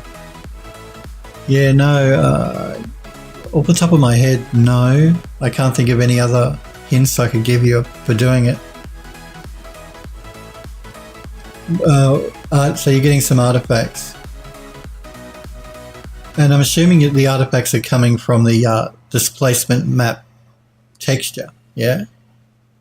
Smurpery says, I wasn't going to use... Oh, you weren't going... Okay. Let me catch up here. I wasn't going to use texture for it. I was going to essentially treat it as a high-res bake into a low-res object. Okay. I get where you're coming from. What artifacts are you talking about? So you're talking about mesh artifacts, yeah? So maybe you're getting some polygons overlapping and that sort of thing? Smokery says, no, the artifacts are in the vertices as a result of reverse deforming it into a plane. So yeah. So you're getting errors in the poly, like polys are overlapping each other or that sort of thing. Sort of they're falling on top of each other, sort of thing. Have you tried doing an optimize on the mesh? Like in Max, there's a modifier called optimize. And what it does is it reduces the amount of polygons on the mesh, and inside of that modifier, you've got options to merge vertices and that sort of thing. Have you tried doing that? That could be a good way to clean the mesh up, so you get rid of all of those artifacts that are happening on top of the mesh. You'll still keep a lot of your detail. You know, you're saying optimize, but the details.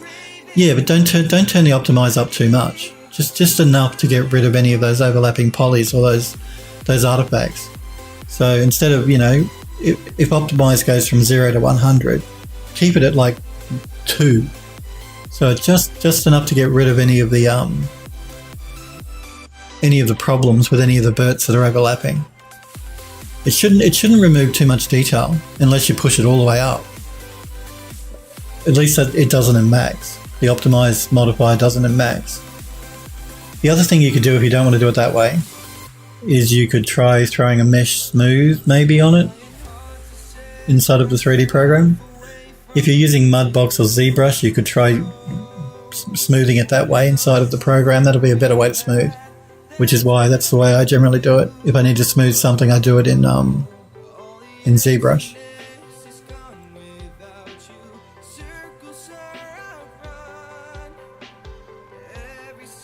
Yeah, well, that shouldn't be. Smokeberry says, "Oh Lord, the mesh smooth on a 2 million triangle mesh. It doesn't matter how many tries it is, or you can still throw a smooth on it.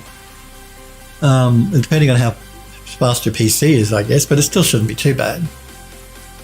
I mean, Maya and Max can handle tens of millions of polygons now without a problem, and you don't need a supercomputer to do it. I mean, it's the Nitrous viewport, which I'm assuming is a similar thing in Maya. It's called Nitrous and Max. Was rewritten, and it handles tens of millions of polys quite easily. But even doing a smooth, you're going to lose some detail. If you're smoothing a mesh, you're going to be losing some detail that way anyway. Smokeberry says Maya's viewport is actually a lot less optimized than Max's. That surprises me. Again, I haven't used Maya for ages. I don't really use it, but I'm surprised that Autodesk haven't done more with Maya's interface, because they've been working on Max's for a while, and it's very good now. Nitrous 11, I think it's up to now. It's very good view, very fast. But I would still try and optimize first, even at a low setting, to see if you can get rid of it that way. Because any sort of smoothing on the mesh, you're going to start losing some detail as well.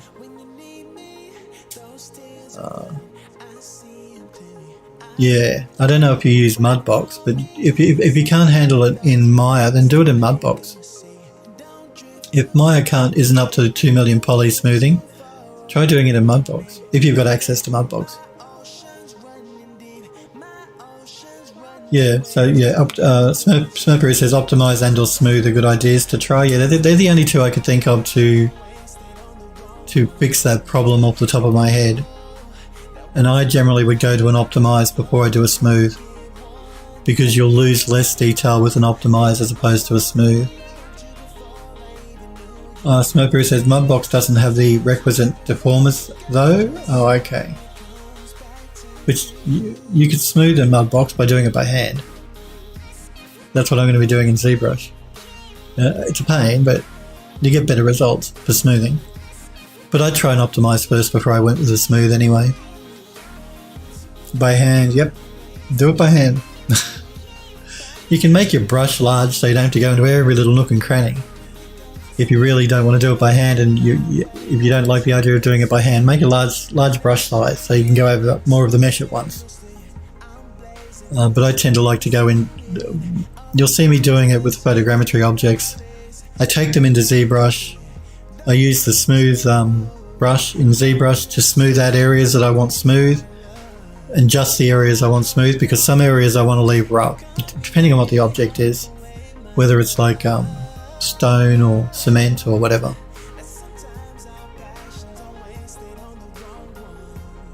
Oh no, yeah, I meant smooth by hand, not go from a cylinder to a plane by hand.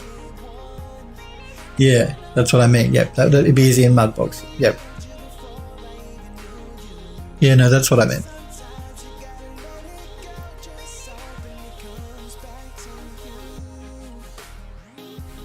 So where are we? Okay, our bunnies are popped down. Our camera's getting there.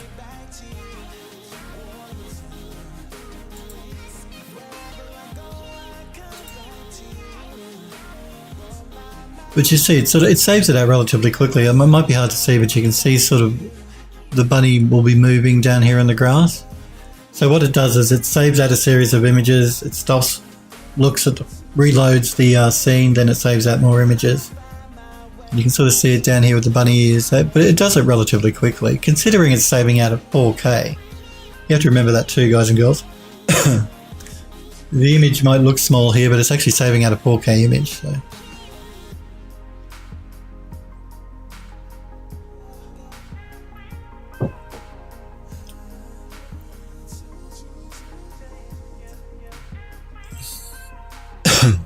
Pardon me. Smoker says I could also try the texture route, though I hadn't even planned on using that information. Yeah, generally when I want to create a displacement map, what I do is I use the texture map in grayscale as a displacement on a mesh. So I want to create a displaced mesh. I use the texture map for that. I found that's the easiest way to work with displacement for me, for what I need to do generally, as opposed to trying to work with a 3D mesh that you then flatten so that you can create your stamping. Smeppery says just do a bake from the high res onto a cylinder, since the cylinder would have the low res, it wouldn't artifact when turning it back into a plane. But yep, that's right.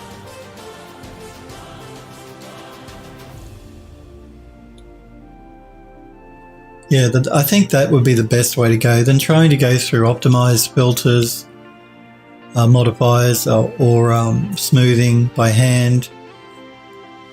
Just as you suggest, do a bake from the high to the low, and then turn the low, then flatten out the low.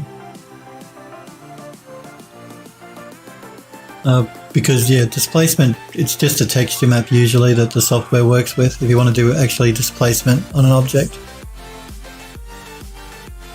At least that's the way I work with it if I do it in Max. I actually added just a displacement modifier inside of the material stack, and you work with a grayscale image to do my displacement.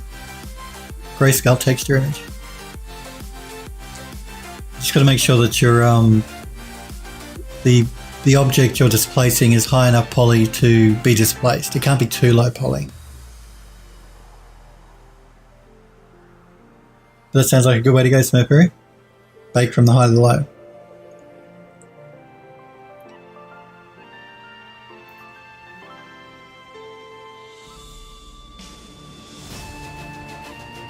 I think our camera is almost saved out.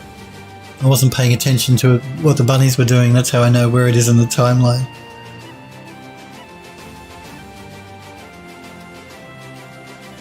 So once we save out these cameras, tomorrow we're going to be jumping into Premiere Pro. We're not going to be doing any more work in Unreal. Probably not until next year now if I come back to this building. Like I said, it could be a fun project for us to return to the building, and you can see me make a kitchen and a bathroom.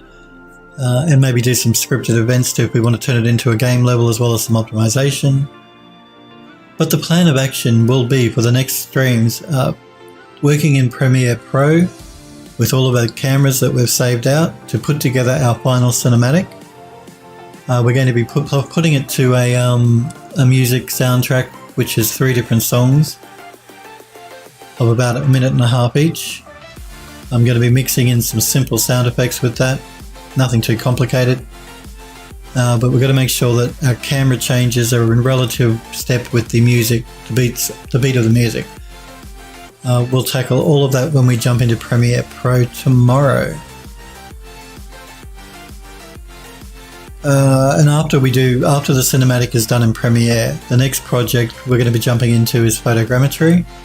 So if you look at my events, if you look at my Twitch page at the top at the events, you can click there and it'll list all of the events for the next 3 months. Tentatively, let's see how we go. So I've devoted a couple of streams to doing photogrammetry, a couple of weeks to doing some modeling in Max, a few weeks doing some texture painting in Mari, and then a few weeks doing some creating the 3D environment in Eon View and doing the beauty renders for the model that we create in Max. That's the plan. Like I said, let's see how we go. You guys know once I start something, I can't stop, so it might push our timeline back a bit further if I want to do a bit more work in Max before I jump into Mari or that sort of thing. But photogrammetry will be after this, after the cinematic is made. But we're going to spend a couple of weeks probably putting the cinematic together in Premiere Pro, because it's a little bit more involved than just whacking the shots in the timeline in Premiere and saving it out. We do want to make sure we do it properly by editing the shots to the beats of the music that we're using, which will take some time. We have to choose just the best bits of the shots because we've got to cut our footage back, so that'll take a little bit of time. Remember, all of our shots also have a slow motion version of the shot, so if there's a shot that might look cool, if it's slowed down a bit, that'll take time to edit that into the normal speed version of that shot, and also laying down some soundtracks and mixing the audio so it's so the music doesn't overpower the soundtrack, or the sound effects don't overpower the music, that sort of thing. But that's the plan.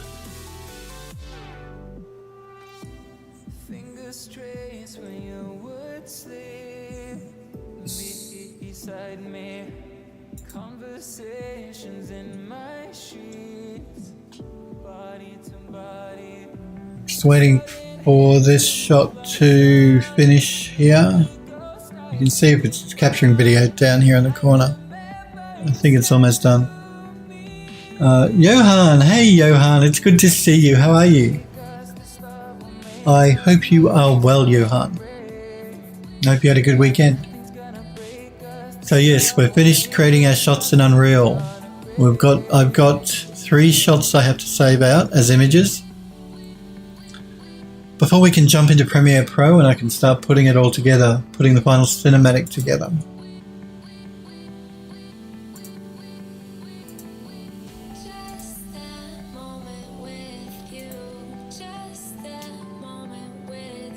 You're good? Yep, and I'm well as well. Thanks for asking. But I've enjoyed making this level in UE4. Like I said to you guys, it's been fun. I've enjoyed it. The editor's been really lovely to use. I love the lighting effects that Epic have in the engine now. They've done a good job. So it's been a lot of fun putting it together. And I probably would look forward to coming back to this next year at some stage, depending on what we're doing and when we're doing it, to make that kitchen and bathroom. Johan says, I have a question for you. Yep, go for it, Johan. Shoot, what's the question? I'm all ears. Okay, let's finish saving out our scene there, so that's cool.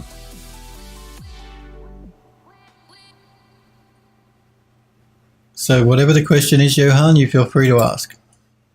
Let's open up the next camera now. That was shot 71. Shot 72. Again, I'm just going to turn it on so we can see what it's looking at. This is a close-up of the bunnies. Let's save the shot out. So we want to change it to shot 72. Again, we've got our warm-up. Let's capture the movie. Johan says, how do you deal with naming conventions for files, folders in different programs and in general? And naming assets as well. So you want to know how to deal with naming conventions for files and folders or assets in different programs and in general. Well, when I'm working with the Unreal Engine here, or any textures, let's take textures as an example. You've got your texture name, and then I do an underscore NRM for normal, or OCC if it's an occlusion map, or TEX if it's just a texture. So that's generally how I name my textures, as underscore text, underscore NRM, underscore OCC for occlusion. I generally try and name my model piece the same as my texture name. So say I'm working with a bunny. Let's use the bunny here. So I have bunny model, then I have bunny underscore text, bunny underscore NRM for normal, and bunny underscore OCC for occlusion. They're the three texture maps. That's how I generally tackle it. And that way, regardless if you bring it into Unreal or you bring it into your 3D program, you know what texture goes with what model and what each texture is if you're looking at it in your File Explorer. That's generally how I tackle it. Is there some specific thing you wanted to know, Johan? Or some other sort of specific question you had regarding it? I generally find doing it that way works for me. Name the textures the same as the model. If the model has multiple textures, well then you've got to be a bit more creative. So using the bunny as an example again, say I had a texture for the bunny's head and a texture for his body. I'd name it bunny body underscore text, or bunny head underscore text for the textures. And like I said, doing it that way, I can see at a glance that the bunny model has these bunny textures because they all say bunny.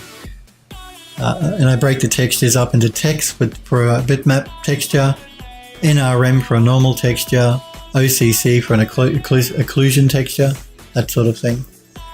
But they're all called bunny, if that makes sense. And I also like to keep all of my models in their own folder.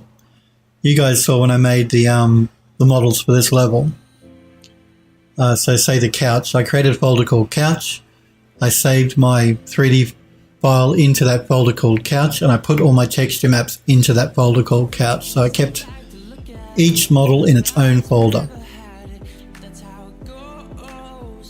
Johan says, I'm just getting super OCD, I guess. I can't decide if I like using underscores or words up next to each other, like bunny texture, or a mix of both. I use both as well. I mean, I like underscores as well, but sometimes you can have problems with some software with underscores. So I generally think going the second example there, bunny texture, is safer if you're going to be using a lot of different software for that texture. I've noticed some software can have a problem with underscores. Even though I like underscores, but I'd go with the second example, bunny texture, where I'd go big B for bunny and then uppercase T for texture, like you've done there, to separate it like that. But I probably wouldn't go texture. I'd say bunny tex.png.jpg, whatever it is. I probably wouldn't type out the whole texture word. I'd just say tex, or NRM for normal, or OCC for occlusion, because I'm lazy. and TEX or NRM or OCC, I know what they mean. But I'd still keep each model in its own folder. I found that's the best way to go, because if you have one folder that's got like 20 different models in it with 20 different textures, it can get a bit confusing. So I found by keeping every model in its own folder, just within, one directory, you've got bunny model, couch model, chair model, all in their own folders. That's the best way I found to keep a track of everything. Yeah, and again, it really is personal preference. Johan says, I guess I have to find my style through experience. Yeah, that's true. You do what works for you. But that tip about keeping each one in its own folder, I can't stress how helpful that is.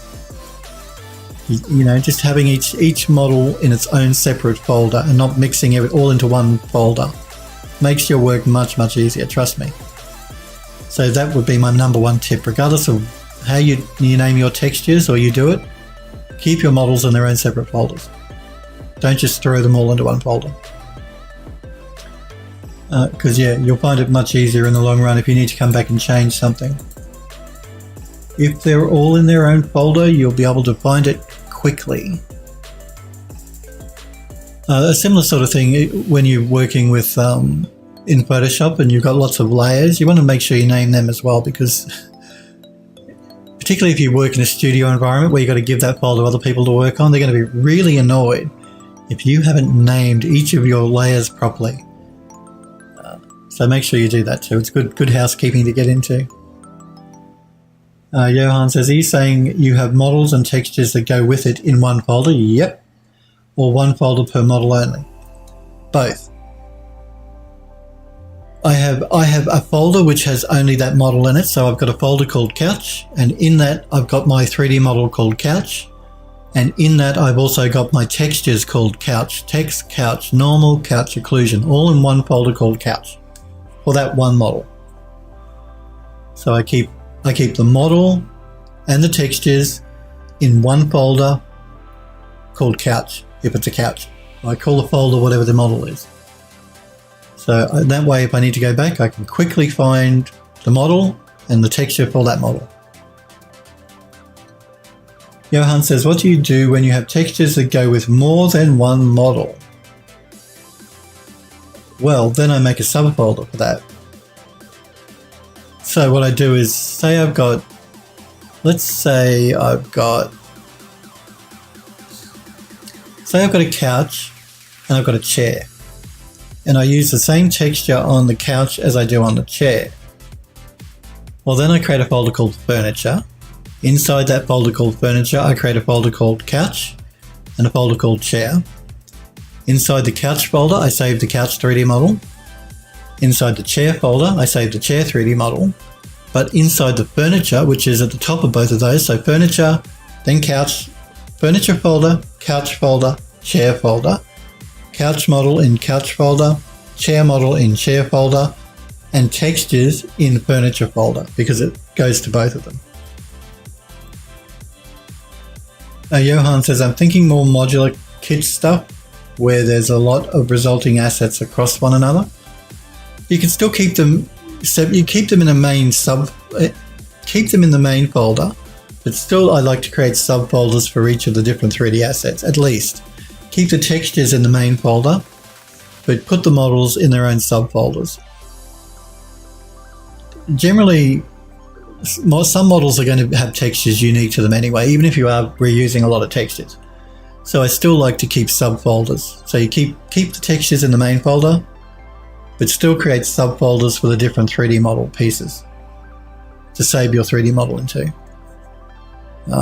Because like I said, generally, even if you reuse textures on a lot of models, there are going to be some textures that are still going to be unique just to one model. And if you've got them in subfolders, it's easy to put the textures in there with the model, and then it's easy to find them again. You don't have to do it this way. I mean, you can throw everything under one folder. I just found it's quicker and easier for me if they're in subfolders to find and change if I need to. Just a little bit more organized, a little bit easier to search and find stuff. But again, that's personal preference, and it does all come down to personal preference, really. The only time you've really got to worry about it is if you're working in a studio environment that has things like Perforce or where you've got to check things in and check things out from a central repository on the server, or other people have to work with the stuff that you're using. It's really important then to make sure you're really organized. But if you're just doing it on your own, it doesn't really matter. It's still great to be organized, and you should. But it's more of a problem for when you work with other people. You have to work with other people with the stuff you're working on. And generally that's in that environment, that sort of stuff is set down at the beginning before a project is started. They sort of work out the naming convention, they work out how you save stuff and where you save stuff and all that sort of thing. That way everybody knows. But it's still a good habit to get into, even if you work on your own, because like I said, if you start working with other people, you are going to have to work to a set type of organization so everybody can work together properly.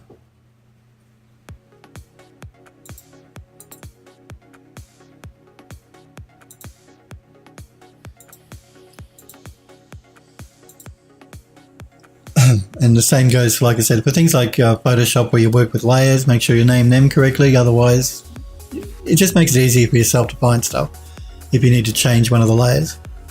It can be a bit annoying and a bit boring to have to do it, but it's a good idea to do it. The same goes for Unreal. Say if you're working with Unreal, you've got your textures, which you then use on a material. I always like to make sure my material name is the same as my texture name. That way I know if I want to change the material, what the texture name will be. And I always do an underscore MAT for material in Unreal. That way I can easily see it's a material as well. Even though visually you can tell because it's a ball or sphere, I still underscore MAT to keep it all nice and organized. And meshes, I underscore MSH for mesh.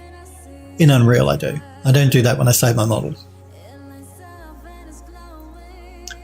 But yeah, you will have seen while we've been working on this, every time I imported a mesh, I underscored the model underscore MSH, same materials underscore MAT, same with the textures underscore TEX or underscore NRM for normal, just to keep everything nice and organized.